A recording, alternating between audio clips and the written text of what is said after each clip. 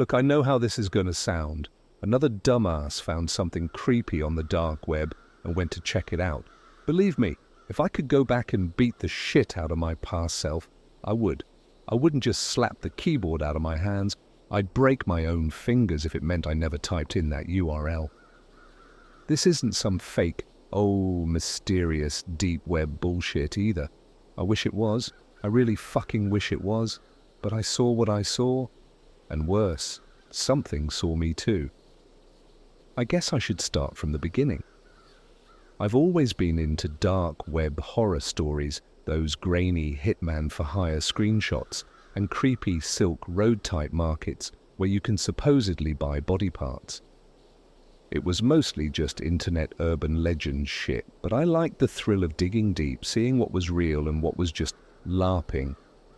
I knew how to use Tor, I had a VPN running at all times, and I never clicked on anything sketchy. I wasn't an idiot. Or at least, I thought I wasn't. That night I was in my apartment, half a bottle deep into Jack Daniels, just scrolling through Telegram groups that specialized in weird links. One of them was called The Rusted Key. Sounded edgy as hell, but that's how these things always were. Most of the links were just dead forums or scams, the usual. But then I saw it. Deep Trench 47.onion. No description, just a random user posting it with a winking emoji. I don't know why that made my stomach drop, but it did. I should have closed my laptop. I should have called it a night. But I was drunk, and curiosity was gnawing at me. So I clicked. At first, it looked like nothing. A black screen with white text loading painfully slow. Welcome to the Trench popped up at the top, and below that, a single sentence. Are you ready to go deep? There was no menu, no links, just a tiny text box with a blinking cursor. I typed, yes. The screen went black for a full minute. Then a video player appeared. No controls, no title. Just a grainy night vision clip that looked like it was recorded on some ancient camcorder. It was underground, maybe in a sewer or a mine. The tunnel was cramped, damp, with rotted wooden supports barely holding it together. The camera moved forward and then it panned down. Bodies, half buried in the dirt, some skeletonized, some fresh enough to still have bloated greyish skin. The stench was so real in my mind I almost gagged. Then the camera started shaking, like whoever was holding it was freaking out. The footage cut to black. A new line of text appeared. Location sent. My phone vibrated. I didn't even remember putting my number in anywhere. I checked my screen and saw an anonymous text. 37 degrees, 14 minutes, 6.0 seconds, north, 115 degrees, 48 minutes, 40.0 seconds west coordinates. I pasted them into Google Maps. They pointed to an area in Nevada, middle of the desert, not far from an old, abandoned mining town. Now, a normal person would have noped the fuck out right there. But me? I sent the location to my friend Daryl. Daryl was the only one I knew who was just as fucked up as me. We'd been friends since high school, bonding over our love of horror movies and urban exploring. He'd been inside abandoned asylums, sewer systems, even broke into a morgue once. I texted him, "Bro, you want to go see some real nightmare fuel?" His response came instantly. "Hell yeah." I should have known that this wasn't going to be just another abandoned tunnel. This wasn't a stupid haunted house or some graffiti-covered asylum. This was something else. The next day, we packed up. Flashlights, a crowbar, a couple of cheap Amazon respirators in case of bad air. I brought my Glock. Not because I expected to use it, but because we were heading into the middle of nowhere, and people are more dangerous than ghosts. We drove out past Vegas, the city lights disappearing behind us as we entered the dead nothingness of the desert. The sun was setting by the time we reached the spot. There was no road, just rocky dirt. The only sign that anything was out here was a rusted chain-link fence with a private property, no trespassing sign. We climbed over. The entrance to the tunnel was barely visible. a collapsed mine shaft half covered in debris. But someone had cleared a way in. The wooden beams were splintered but reinforced with newer planks. People had been using this recently. Daryl clicked on his flashlight. "You ready?" But I went in anyway. The second we stepped inside, the temperature dropped. The air smelled stale, thick with something rotting. The tunnel sloped downward, the light from the entrance disappearing behind us. The deeper we went, the worse it got. At first, it was just old debris, rusted mining equipment, broken tracks, a few scattered bones that might have been animal. But then we saw them. Bodies. Real human bodies. Some stripped to the bone, some still fresh. One of them looked like he'd been dead maybe a week.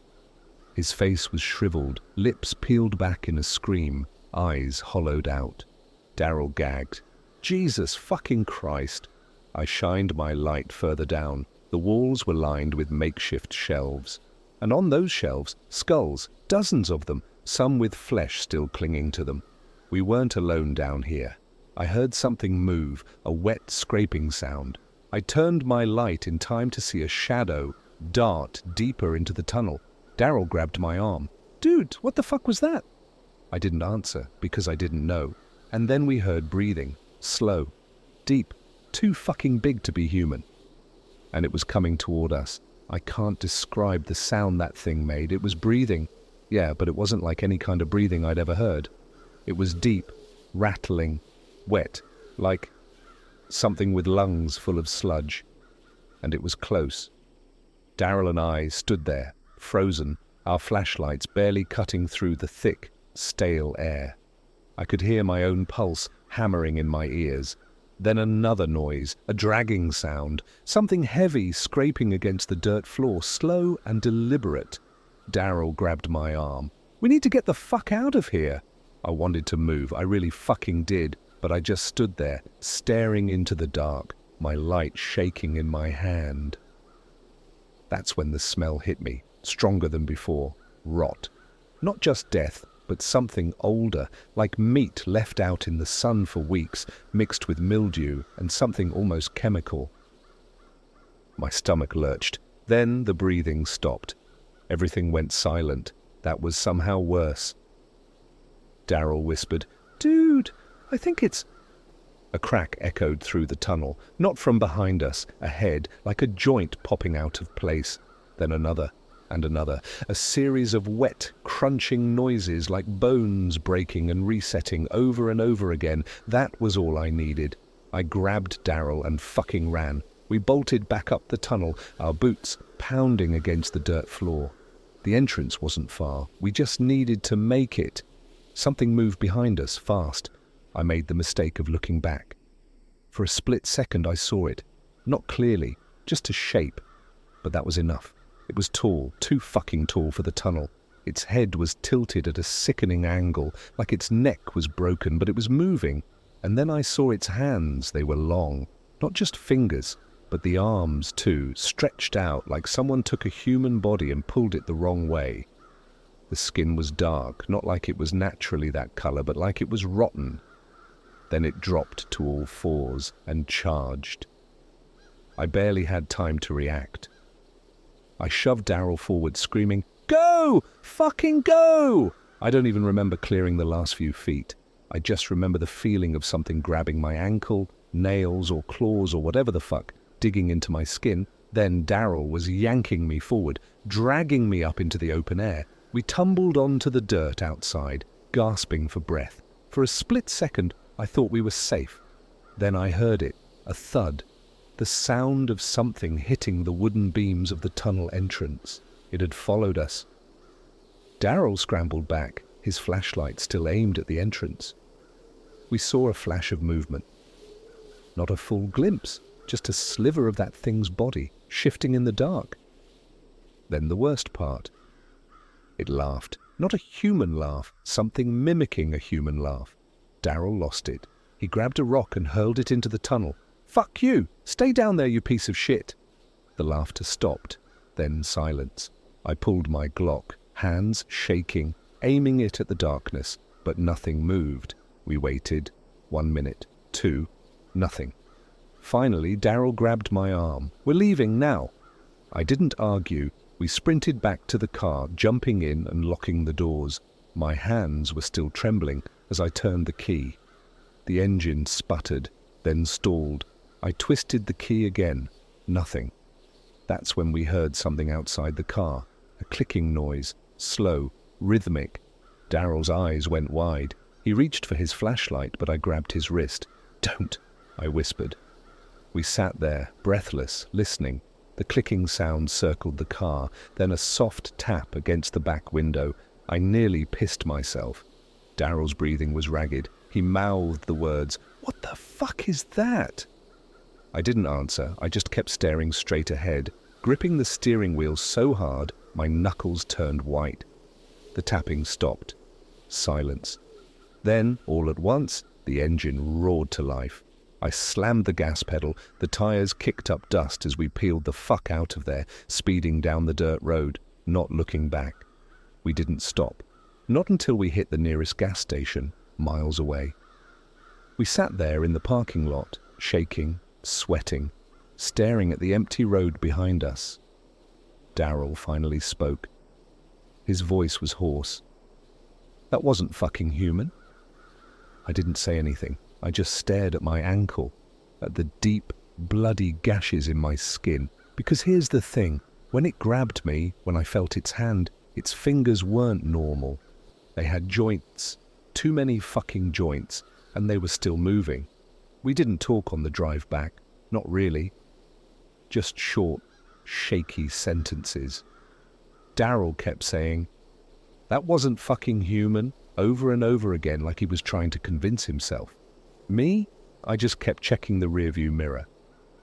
I swear to God, every time I looked, I expected to see something following us.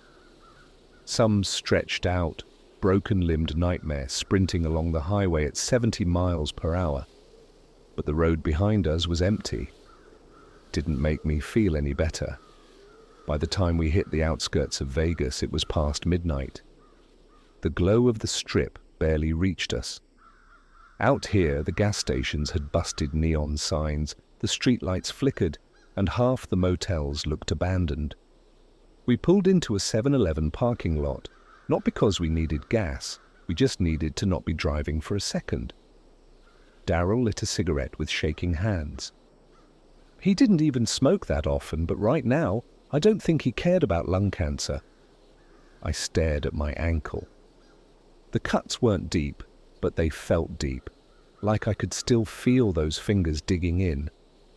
Then I noticed something. The cuts weren't normal, they weren't clean scratches or gashes, they were patterns, a shape.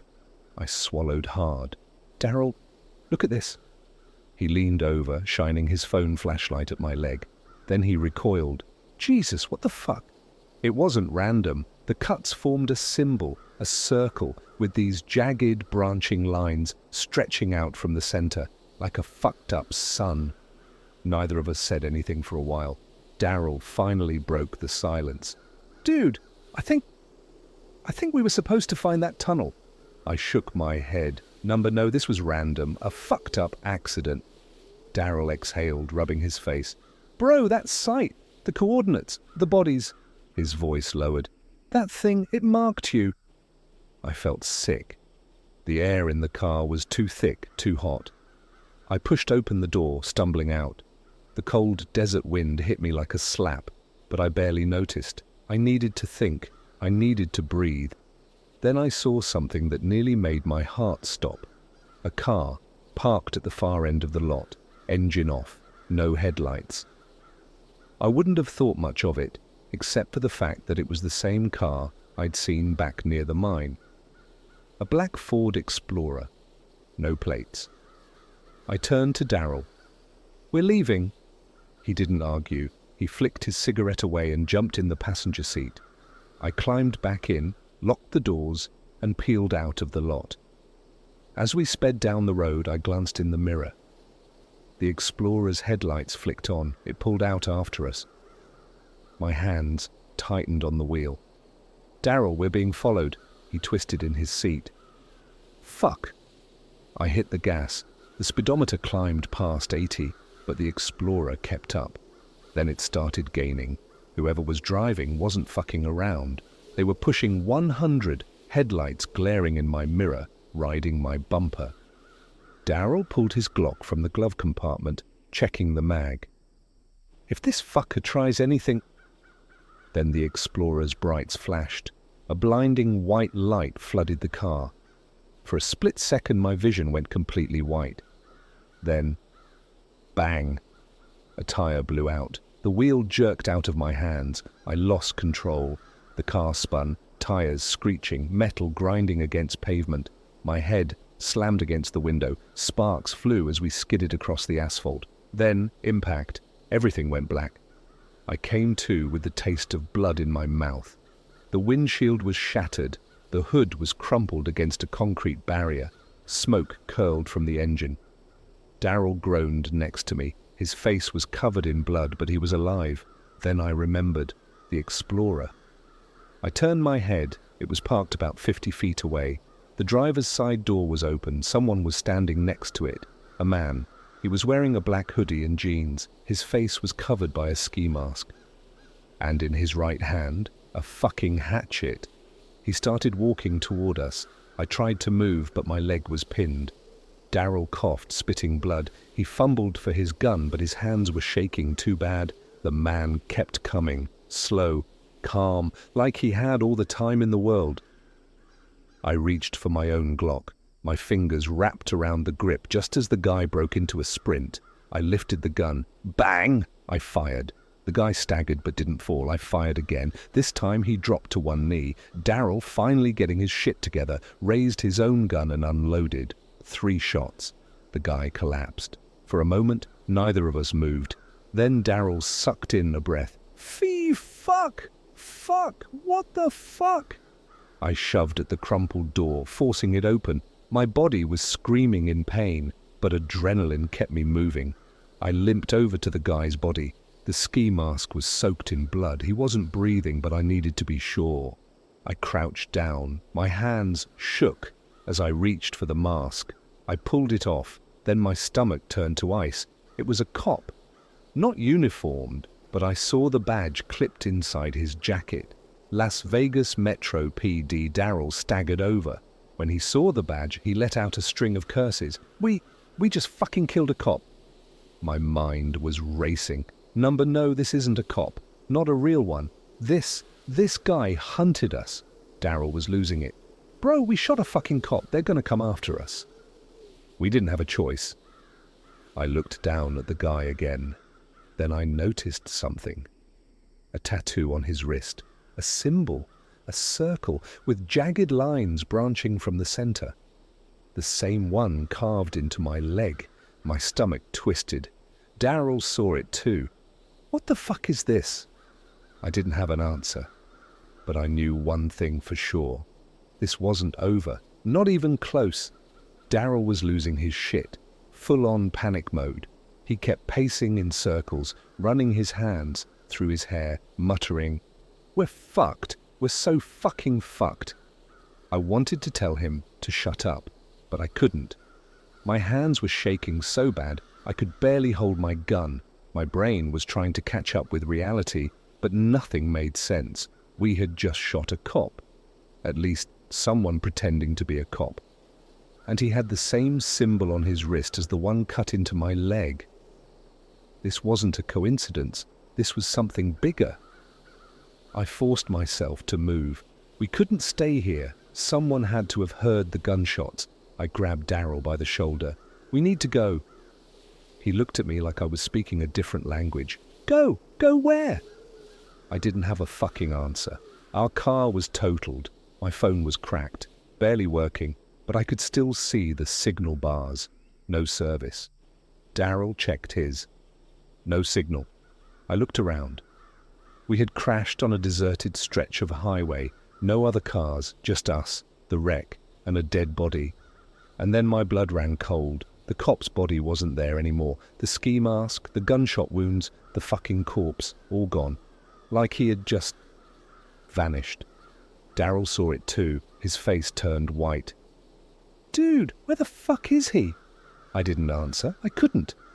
Then the smell hit us, that same rotting stench from the tunnel. Thick, wet, like something festering.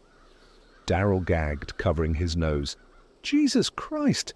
I turned in a slow circle, my pulse hammering in my skull. The night was too quiet. Even the wind had stopped. And then I heard it. A voice, not out loud, inside my fucking head. A whisper, low, distorted, like a voice playing backward on an old tape. You see, now... My vision blurred, the world tilted, my legs went weak, and suddenly I wasn't on that highway anymore. I was somewhere else. I saw bones, piles of them stretching out in every direction, not just human, animals, things I didn't recognize. And in the center of it all, a shape, tall, too tall, bent, crooked, skin pulled tight over an impossible frame, like someone had stretched human flesh over something that wasn't human. I couldn't see its face, just the outline. The movement. It was standing right in front of me. I couldn't breathe, I couldn't move. Then it leaned in, and for the first time I saw its teeth, rows and rows of them, jagged and wet.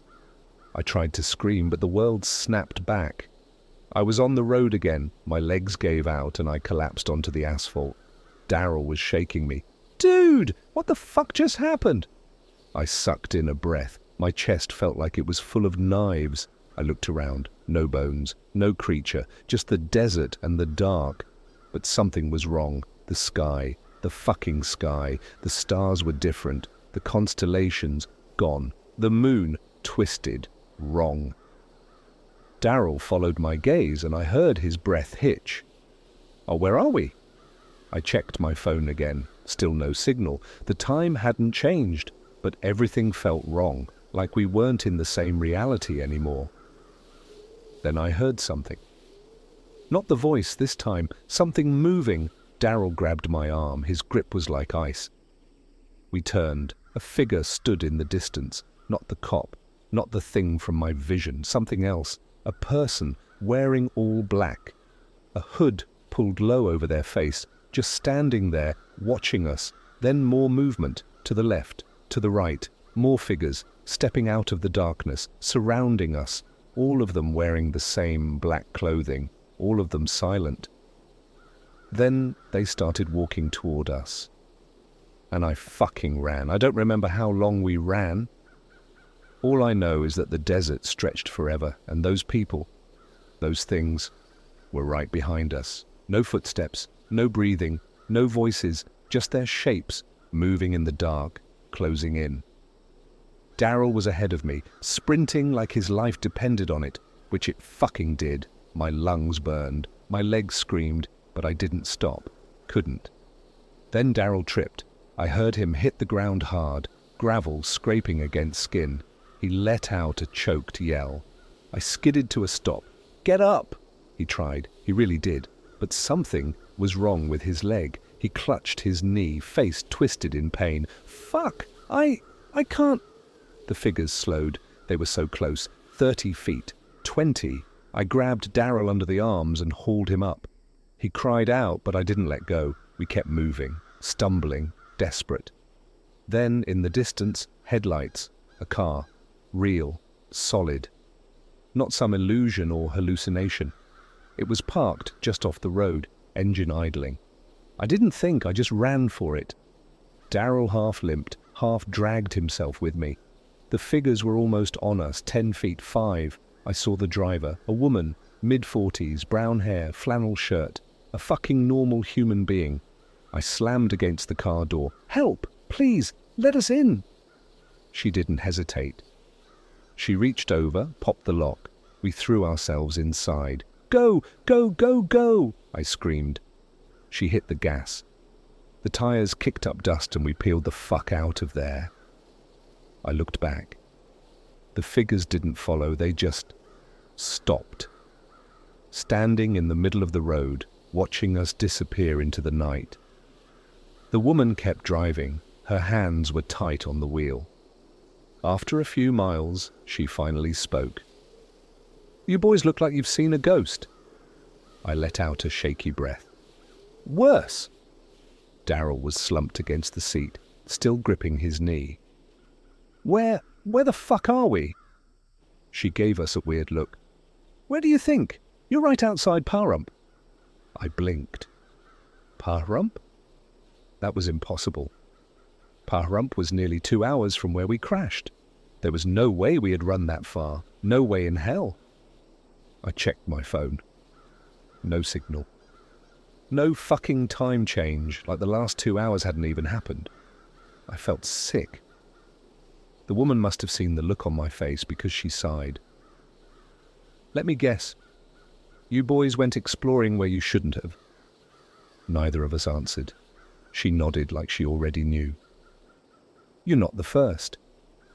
My mouth was dry. What is that place?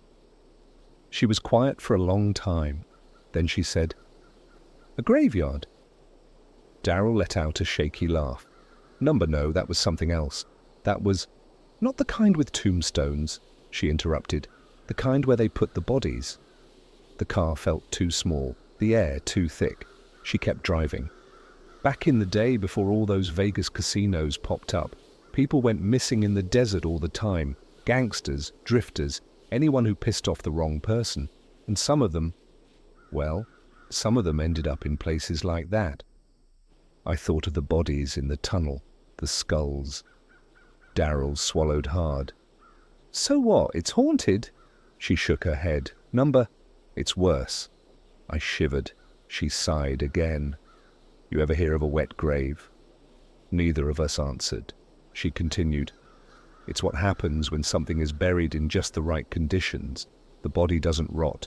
The skin turns to this waxy, leathery stuff, preserved, stuck between life and death. I felt cold all over. She glanced at me in the rearview mirror. But sometimes the soul gets stuck too. My blood turned to ice. They don't stay buried. The car was dead silent.